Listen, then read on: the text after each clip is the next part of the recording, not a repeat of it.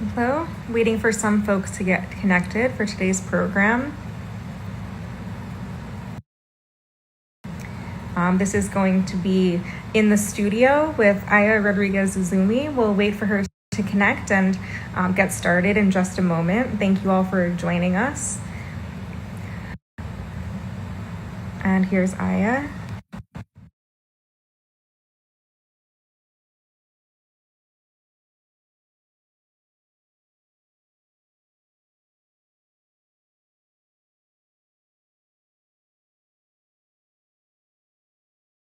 Be connecting in a second. Hello, how are you? Hey, Diana. Good. How are you? Good. Thank you so much for joining us to have this conversation with Cool. society. Before we get started, I'll just do a quick introduction. This is our weekly program in the studio where we have conversations with contemporary artists. And we're very happy to have you today. For those of you who aren't familiar with Aya's work, we'll hear a lot about it. So we can dive right in. And I have some images I can share here to get started. Cool.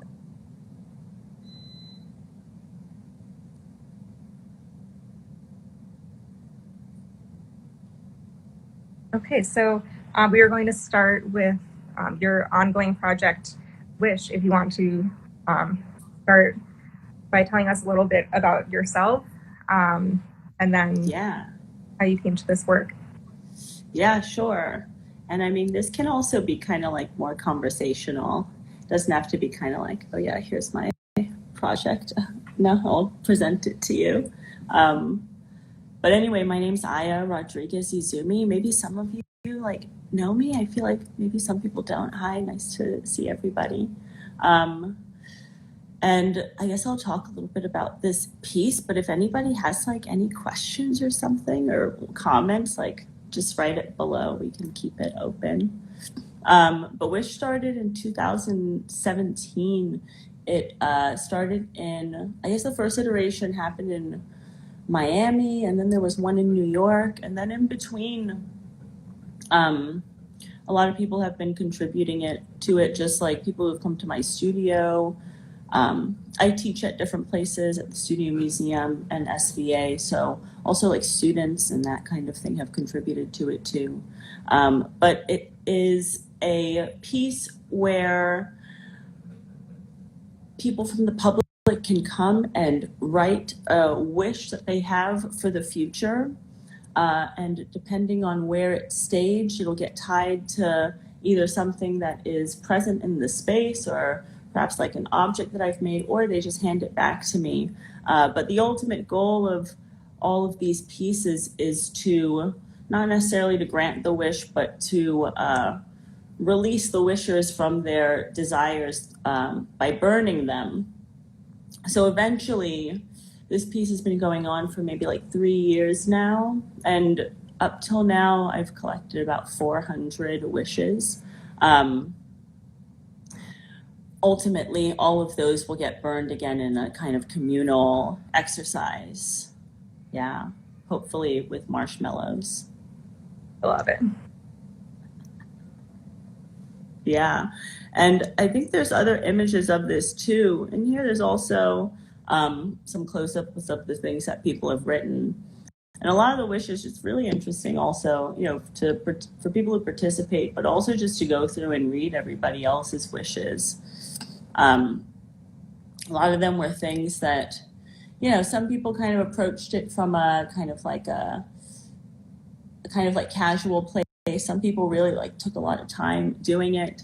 I feel like some wishes may come true, some will probably never come true. But yeah, it was interesting seeing I'm looking for seeing like the range of them.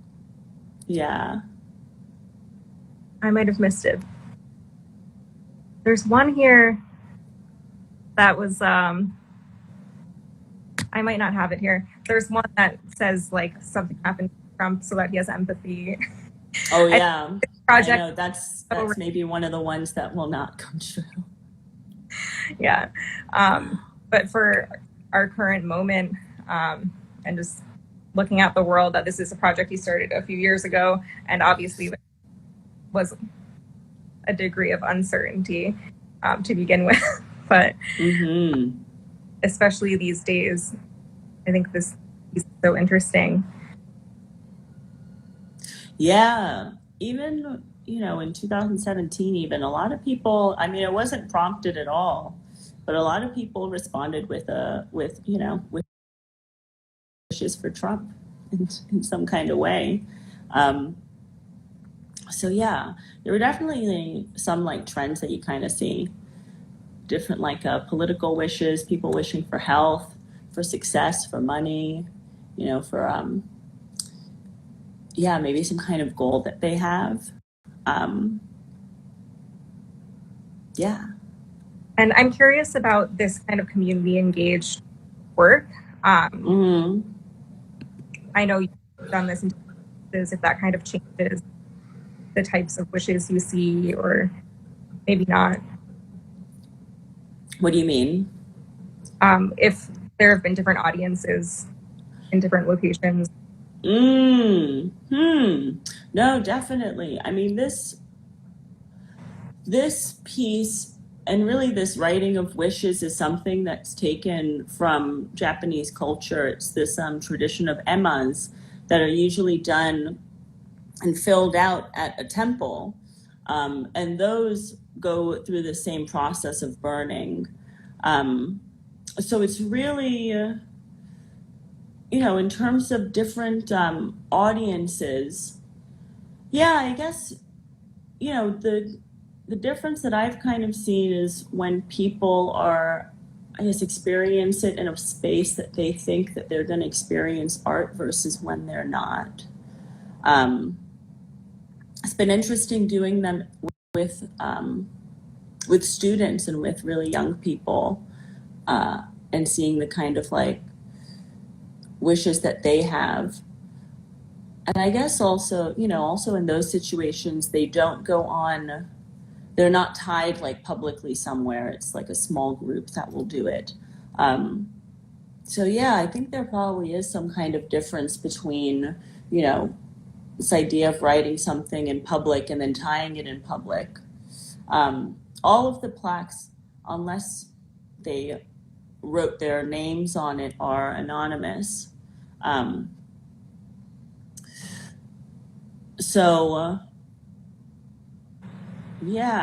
it's definitely an interaction, much more than like they're like performances that are really, done by the public. I kind of do, other than, making the parts, I do very little with that. It's something that really comes from the community that contributes to it. And the wish piece I've only done in the U.S. so far. It'd be interesting to see how people in other spaces would react to that kind of prompt. But definitely different settings, different communities, different spaces. You'll get different responses to things. Yeah, and I mean, they're really lovely. This one, I wish for humanity to embrace empathy. This is one I was looking for. I wish for a life-changing event for to result in his empathy for others. Holy crap, right? That empathy. It's like, whoa. A couple of times. Yeah. Here, I wish for trust, understanding, and faith in times of need. That one's actually a really nice one for right. Yeah, most people actually, the wishes that they made were for kind of like the general public. There were some people who definitely like, they had personal wishes. They had like really specific things that they were trying to wish for. But there is a kind of sense of, a lot of people's wishes did have kind of a sense of the greater good. Yeah, it's a nice kind of collective versus individual exercise. Yeah, it's interesting. And I just want to go back to some of these installation images. Can you talk about versus the tree? Well, I guess this was. I think you froze. Sorry. Okay. Yeah, I mean, the method just really came out of like a need. The first iteration of this was done in Miami with the tree. It was curated by Dan Helm in connection with Pulse Projects down there. And it was really, there was a tree in the space. So we were like, yeah, let's use this tree. You know, it's like, whoa, that was awesome. We had, so it's great when you don't have to like build everything from scratch. But then the next time I did it in New York, we, Pulse wanted to present it in New York, and we worked with Shishama to get a space. And it was this, you know, Shishama's organization that used like empty retail spaces as exhibition spaces. So it was this old retail space. And we had the issue of, hey, there's no tree inside this room. So I had to build a structure for it. And for that, I really took cues from what is originally used. This really evokes the idea of, you know, the objects that are in the temples that these kind of objects are traditionally tied to. But it's all made by 2x4s, you know, so it's also using this very kind of like low cost material, and you know, it's also not trying to hide that it's what it's made out of.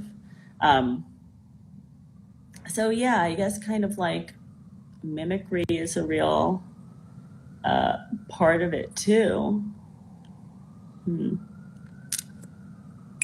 And to backtrack for a second, for watching, and we probably should have started with this, but this reference to Japanese cultures, because you are from Japan.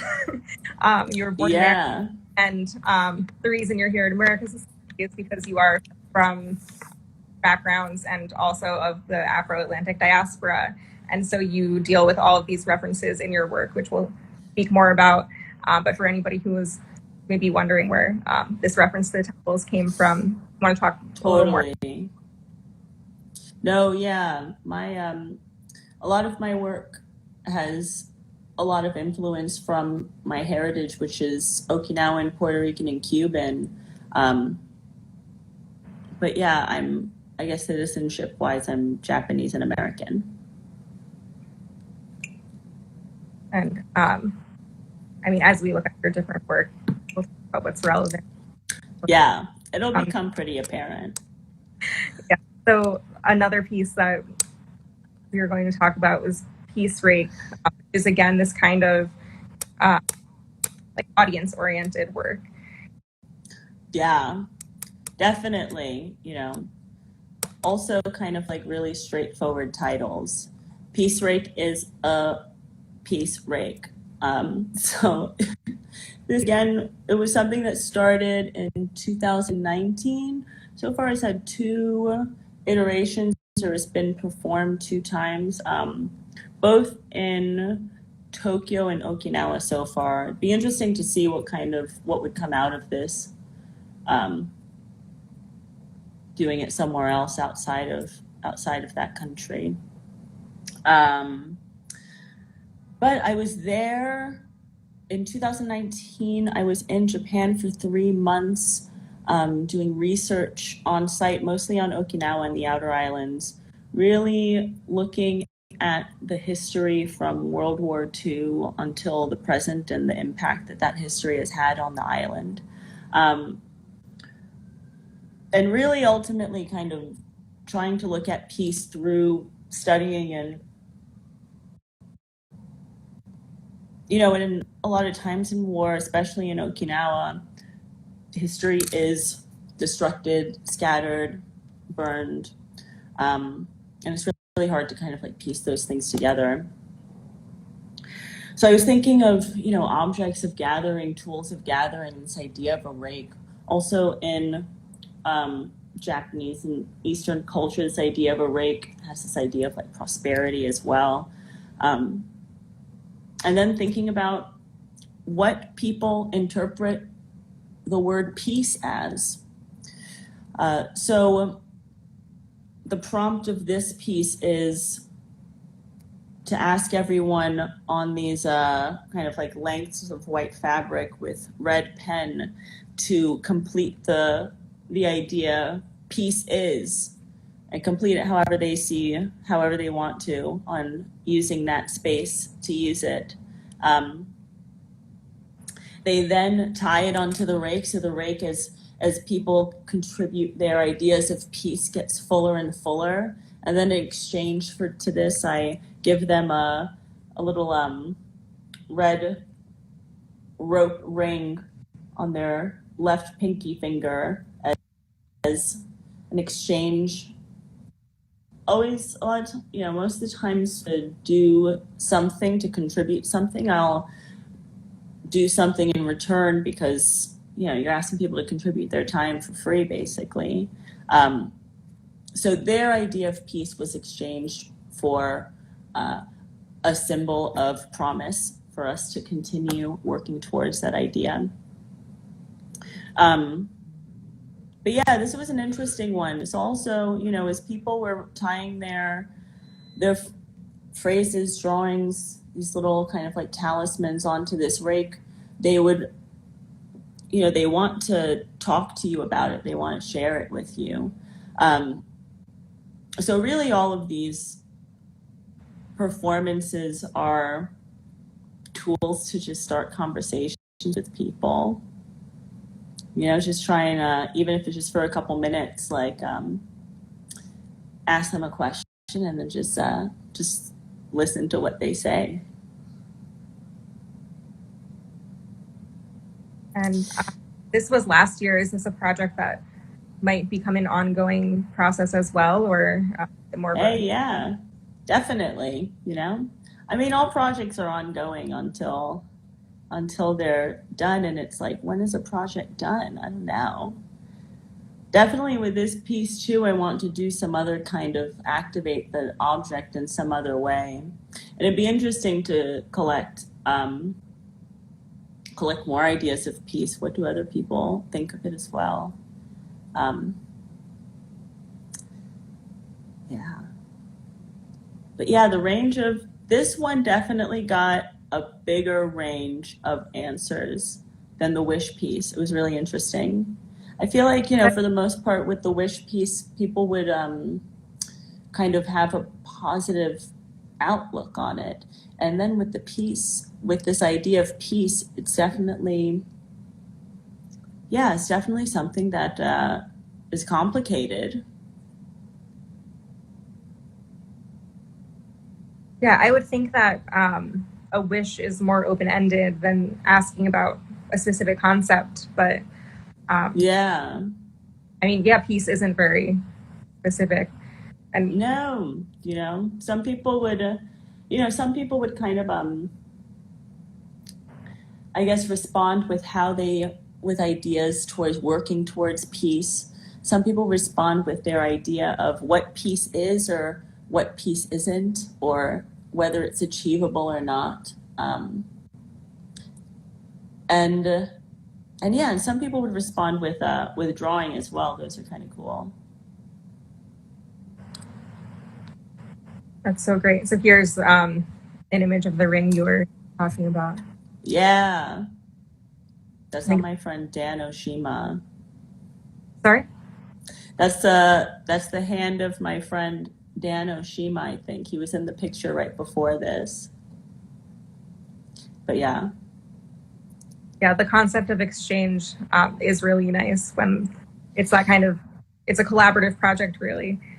Yeah. I think it's definitely about exchange, collaboration, reciprocity.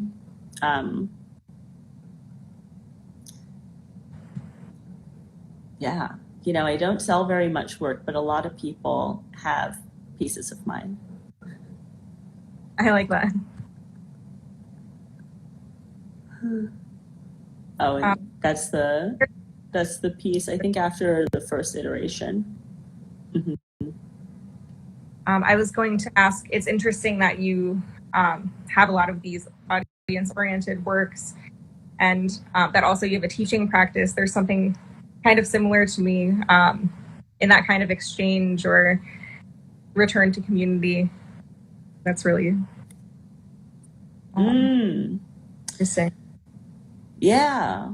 I mean, I think community is like a big part of the work that I do. A lot of it is either influenced by narratives from the community or trying to support narratives in the community, or just even trying to just find them in the first place too.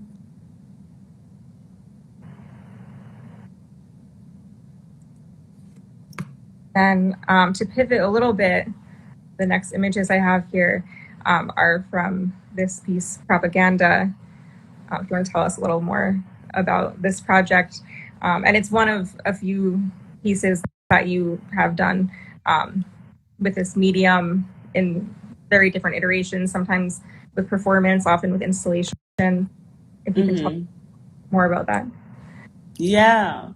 Yeah, I do a lot of these, well, not a lot, but I do these large scale immersive sculptures using Mylar sometimes. This piece, this iteration is from 2020. That was like in January when we could like, I guess when we thought we could still go outside. But it originally, the first iteration of it was in 2018. It was originally commissioned by Boiler Room for an event that they were doing with George Clinton for an album release event of his for a new album that I think was called Disco Propaganda. And it was just like kismet because, you know, at the time I was really, still am doing a lot of research into the military and ideas of propaganda. So I had proposed this this piece, and it's kind of like a modular installation where all of these pieces that are kind of like camouflage nebulous pieces can be pieced and patchwork together.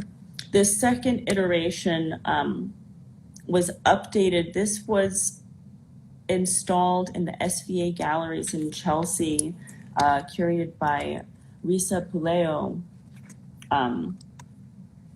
And this is really, I guess what the difference is really like the footprint and the shape of this piece.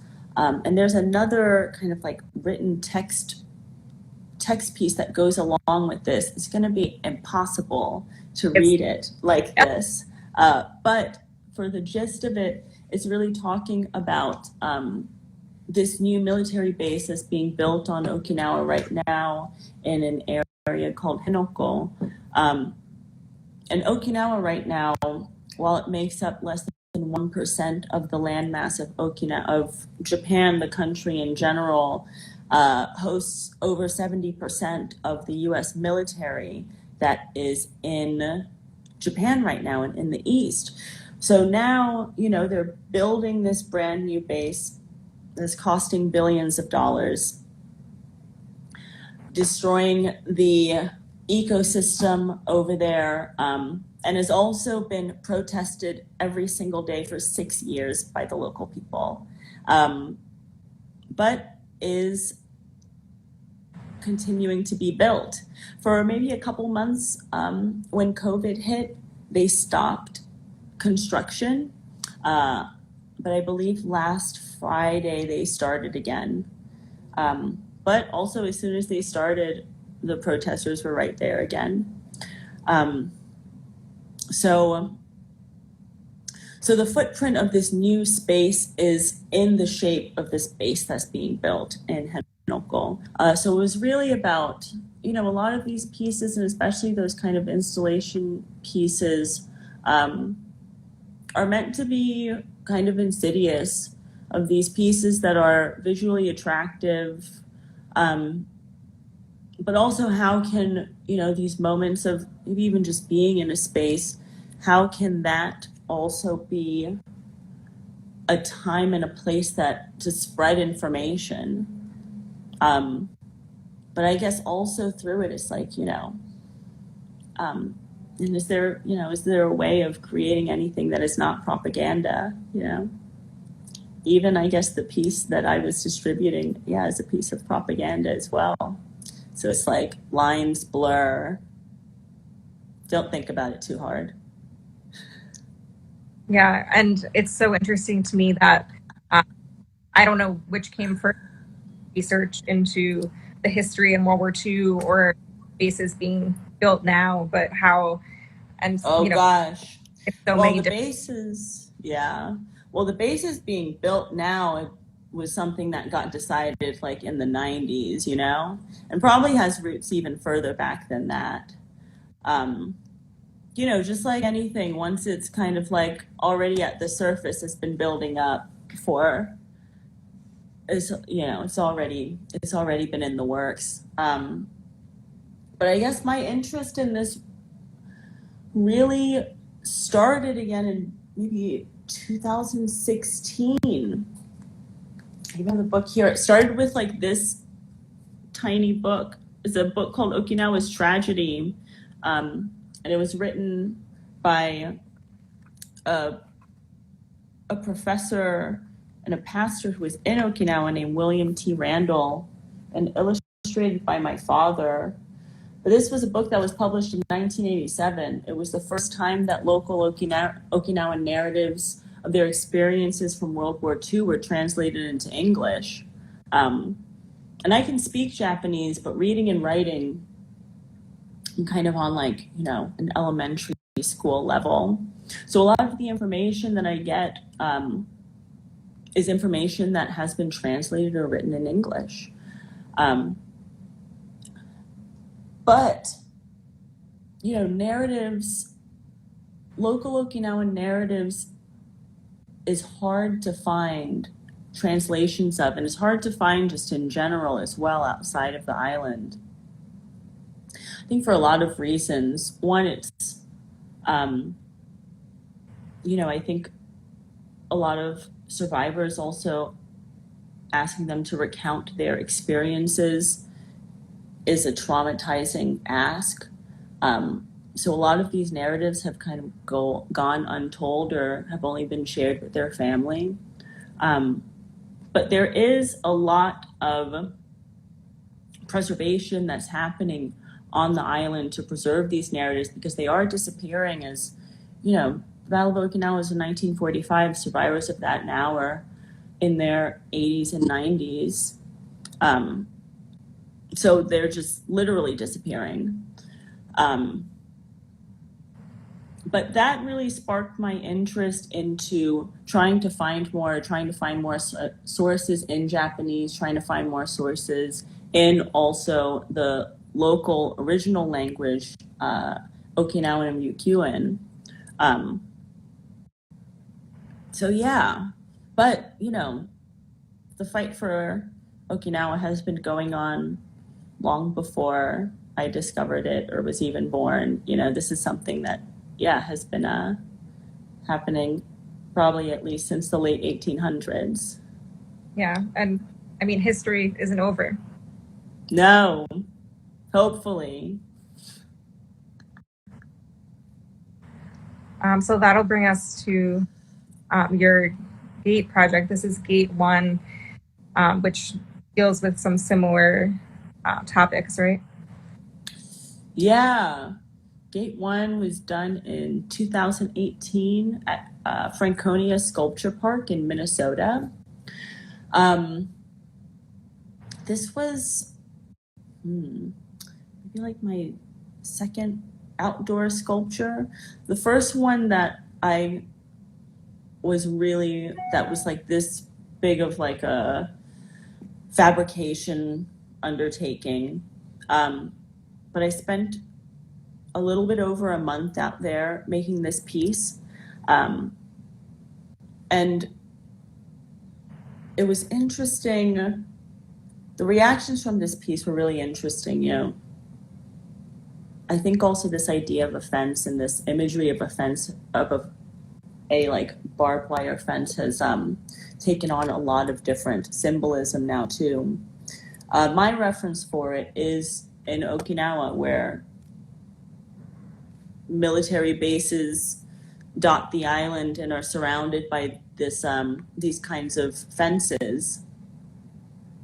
And these are really spaces that the local community cannot enter, cannot pass, does not have access to. And this piece in particular is, this kind of like wave that's both growing, falling, and from Minnesota is one that, is directed, so it's pointing away from Okinawa. And attached to it are lengths of acrylic beads. And those beads are really referencing this idea of subcultures and this idea of rave culture. And how these like lengths of beads were made was really, again, a communal project. There are, maybe like 1,000 lengths of beads on here that are all individually patterned, all like individually done. And were all done either by people who were at the park visiting, the staff that was at the park. We also did a session at the University of Minnesota out there with some of the students. And again, those beading sessions were opportunities to create conversation, to create like a moment to talk about this. But yeah, it's another piece that would not have been possible without public engagement. Second iteration of it at Socrates Sculpture Park this summer. So if any of you are in New York, come check it out. We may be doing some beading sessions that can be accessed in some kind of way, hopefully, even now. So keep an eye out for that. But yeah, this new piece is called Gate 2. And I don't know, I think that these pieces were always, I started these pieces always with the intention of creating more iterations, especially the iteration of Gate 2, because that name is specifically referencing a location in Okinawa that is outside one of the military bases. So outside of Kadena, Gate 2 in Okinawa. If anybody is watching from Okinawa, you definitely know this place. Is an area that is a nightlife district. It was a place that when I was in high school, was really like a rave scene. Early 2000s in Okinawa was, Plur was like the thing. And it's interesting what happens in subcultures, and especially youth subcultures in spaces where there are two communities that don't have access to each other and don't, like, the subculture really becomes like a place where interaction and collaboration happens in an interesting way. So yeah, kind of thinking of how can we move past barriers. What's the power and what can bring down barriers is unity. Yeah, and I think the fact that these are outdoor artworks, I don't know if you would consider them public artworks if they're on the grounds of culture parks, but the role of that kind of art is so important for engaging with different communities, but also in our very strange context. When we first spoke a few weeks ago, we're already kind of in a different world. Oh my gosh. About this, we weren't reopening yet at all. And, Socrates is still accessible. These places that are outdoors. So the concept of art spaces is changing, and having, outdoor sculpture, public sculpture, it becomes an issue of access, which is really interesting. Oh gosh. Yeah, I think the idea of the institution is totally changing too. And I think Franconia has also been open this whole time as well, because they're also a public park. And yeah, both of these spaces are free parks to access. For the most part, I try to make and show with places that do not charge for entry. I think that access is a big thing, but I also think that now we have to think about access really differently too. Like, what does something being accessible actually mean? Is it like, is just because something is free, does that make it accessible? Maybe it makes it more accessible, but yeah, definitely. How can we make things? What can true accessibility really mean now? But yeah, and yeah, I think that these are public pieces. It kind of, I think, especially for these outdoor pieces, it's hard to kind of think of them. Well, I guess they're pieces that can be looked at and enjoyed like that, but they're definitely pieces that are meant to be engaged with. You know, like they're pieces that you're supposed to walk through, pass under. Yeah, so even past just the making of it, it has some kind of interactive portion with the public. So if anybody watching has any questions, feel free to jump in. Kind of quickly went through the images that I have on my phone, but I'll leave this one up for us to look at while you're chatting. Or if even anybody wants to like digitally respond to any of these prompts that we've been talking about, if you have any wishes or any ideas about what is peace, hey, let me know. How about you, Diana? What do you think peace is? You know, as we were talking, or as you were talking about that project, I was kind of thinking peace is kind of the absence of something to me, right? You know, it's the absence of conflict, the absence of violence. I don't know if I as something in itself. But I don't know. And even not to look at everything through the lens of, you know, the pandemic and everything going on recently, it's kind of interesting that we have this global moment and, you know, the conflict for those of us who are sitting at home actually is kind of peaceful.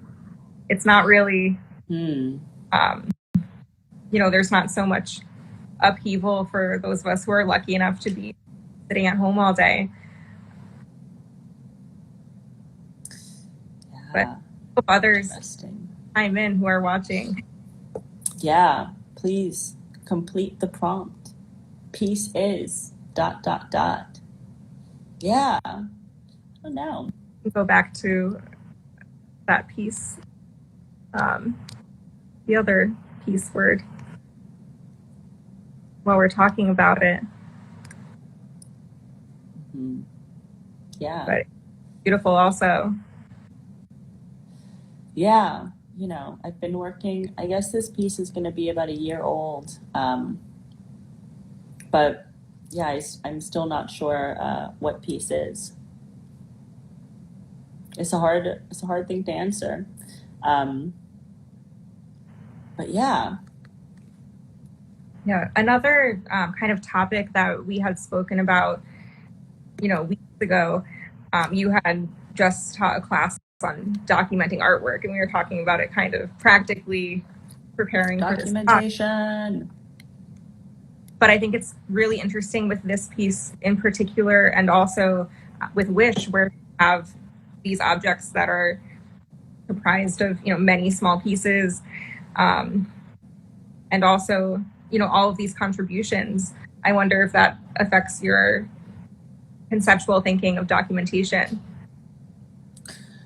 Oh yeah, no, definitely. These pieces are a real pain in the ass to document too, because there's so many pieces, you know.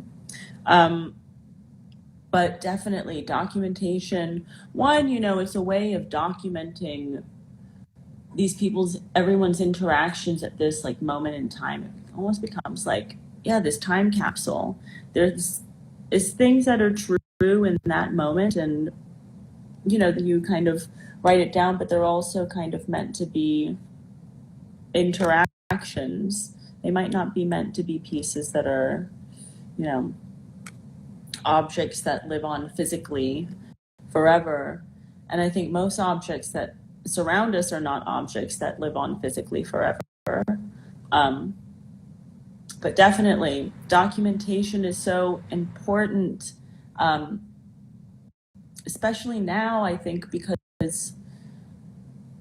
artists have a real opportunity to take control of their own narratives through documentation. I think it's also this idea of preserving, and how it's preserved can really change the legacies of artists, just and history. So I think it's really important for artists to start doing that while they are present, while they're in it. But it's also, just like a lot of things, it's a practice, it's a ritual that you create, and everyone's ways of documenting is really personal and really different. So I kind of think of documentation more as a practice that has to be incorporated into, your larger art practice. What are the kind of smaller everyday things we're thinking about as artists, the things that we're reading? And it's important not only for artists, but just for people. Narratives get erased, changed, just forgotten so easily. So that if we're able to kind of like find ways to preserve what, the moments that we think are important, it can really completely change history. And one tip, if anybody's like, oh, how can I start documenting? How can I start doing this? Start an artist log. That's one thing that I think is such like a great and interesting ways. Yeah, maybe aside from your sketchbook, try and start an artist log and see what kind of things come out of that. Yeah, it's especially interesting for, most of the works that we looked at, where the process is so much part of the piece that you can't, there's something to the experience of it. So yeah, definitely. Showing you kind of, we get the impression of it, but it's different than actually being there or participating. Mm-hmm. Yeah, totally. That's interesting. No, the process is completely part of the piece. The process is the whole piece for a lot of the work. Experiencing the process is really part of the piece. Yeah, and that part is something that I can also never really experience.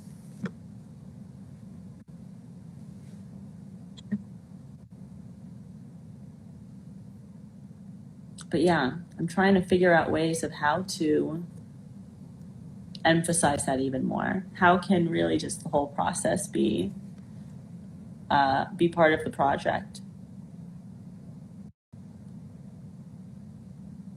And that kind of makes me think about the concept of ritual, which, you put in part of your statement about your work. Is that an interest in rituals? Is that something you want to? I think, Wish definitely relates to that.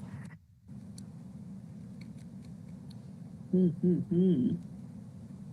What do you mean? Talk about ritual and say that again? Sorry, I didn't yeah, just the concept of ritual. Why you're interested. Oh, the concept of ritual. Yeah. The concept of ritual. I don't know. I guess also the question of why am I interested in ritual is tough. Rituals have just always been, I guess, present in my life. So it's hard to kind of like divorce ideas of living in ritual as outside of each other. But also I think rituals can be very casual too. And I think we all have a lot of rituals that are just woven into our everyday and really are what our lives are kind of like based around. But I think rituals are also a really tricky thing. I think a big part of ritual is based in tradition. And I think ideas of tradition are really rooted in preservation and keeping something the same, which can become difficult when we're thinking about spaces that are forced to change and communities that are forced to maybe even leave the spaces where the rituals were originally held. So ideas of practices, materials, even objects become, in some cases, less accessible or forced to change. My, I guess, view of ritual comes a lot from a Yoruba and Okinawan perspective, where I guess there are kind of like ceremonial rituals, but also just really everyday rituals. But also from living and moving around between New York and Japan a lot, my experience of rituals were constantly changing, and you had to adapt them to the new spaces that you were in and the new objects and materials that you had around. So to me, I think that rituals are also something that are really personal. Again, I think that tradition is the building blocks, but sometimes those building blocks have to be formed differently. So yeah, maybe, I don't know, I guess a lot of these interactions are building moments to create ritual.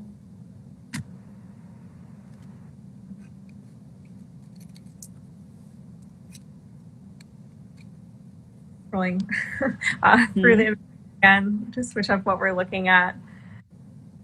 Was there anything that you're hoping to cover that maybe we glossed over? If we don't have any questions from our audience. I don't know. I can't think of anything. Something that we may have glossed over. Unless maybe some people in the audience want to contribute some, some comments or something. I don't know. Is there anything that we didn't talk about? One thing I did want to ask about, and we didn't include images of this, but your work that has engaged more with performance, like your work Altair, if you want to talk about that. Yeah, that was a piece that was for the University of Pittsburgh. It was curated by Jessica Lene Moore, and was in collaboration with an artist named Keon Williams, who is also a fellow this year at Socrates too. Yeah, that was interesting. It was a piece that I contributed an installation, and Keon did a performance within that installation that was activated in front of an audience. And we really, came from it with our own perspectives, and, it was something that came together in front of the audience. But yeah, there's a lot of these pieces are also activated in some other kind of way with some other kind of performance that I have nothing to do with. Even this propaganda piece, a lot of them are activated through music, whether it's commissioned for it or, has been, is borrowed for it. But I think it's interesting to also lend these pieces as a space for other people to enact their performances in, or enact, their own kind of artwork within.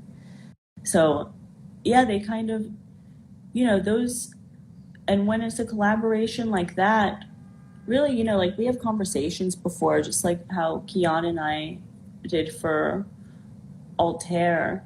But really, they just do their own thing. you know, I'm in no way a choreographer. So really it's offering up these spaces as a stage for, and a location for people, which I think is, yeah, I think that's a really important part of the work as well. Yeah, the community engagement aspect that's through most of your work, I think it's really beautiful. Oh, thanks. So if we don't have any audience questions, I just want to thank you. I hope when this video is up, people do leave their concepts of peace in the comments. Yeah. And yeah, we can't wait to see the Socrates project come up, and we'll see what else is next. Oh yeah, check it out this fall.